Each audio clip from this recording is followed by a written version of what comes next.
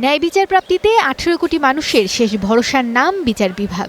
যদিও প্রশাসনিক হস্তক্ষেপের কারণে বিচারের নিরপেক্ষতা প্রশ্নবিদ্ধ হয় জনমনে। এমন বাস্তবতায় স্বাধীন বিচার বিভাগের গুরুত্ব শীর্ষক সেমিনারে অংশ নেন সাবেক বিচারপতি, আইন বিশেষজ্ঞ সহ সুশীল সমাজের প্রতিনিধিরা। এ সময় ন্যায় বিচার নিশ্চিতে প্রয়োজনীয় করণীয় সম্পর্কে মতামত তুলে ধরেন আইন সংশ্লিষ্টরা। বিচারকদের নিয়োগ প্রক্রিয়া স্বচ্ছ করা এবং তাদের আর্থিক ও পেশাগত নিরাপত্তা নিশ্চিতের দাবি।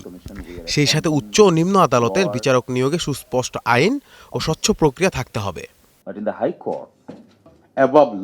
বিচার বিভাগ কোনো রাজনৈতিক শক্তি বা সরকারের কাছে নয়, জনগণের কাছেই দায়বদ্ধ। বিএনপি বিচার বিভাগের উপর আস্থা ফিরিয়ে আনতে কাজ করছে।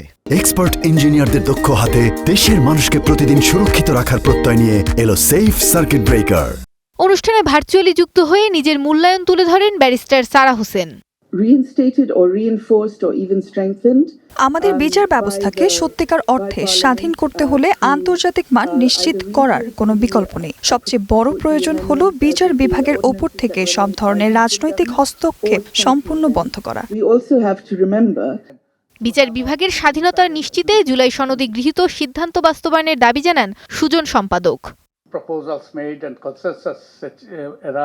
বিচার বিভাগের স্বাধীনতার সাথে সম্পর্কিত রিফর্ম বা সংস্কার কমিশনের বেশিরভাগ সুপারিশেই সরকারি দল নোট অব ডিসেন্ট অর্থাৎ ভিন্ন মত দিয়েছে। যেহেতু বড় রাজনৈতিক পক্ষের এখানে আপত্তি রয়েছে, তাই এই অতি প্রয়োজনীয় সুপারিশগুলো শেষ পর্যন্ত কতটা বাস্তবায়ন হবে তা এখনই নিশ্চিত করে বলা যাচ্ছে না।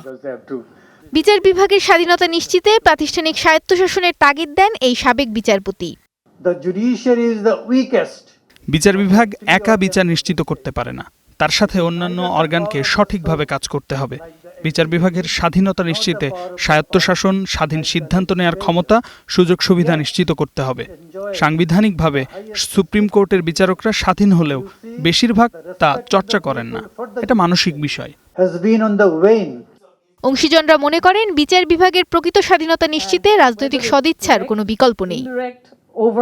মৌমিতা মৌ, স্টার নিউজ, ঢাকা।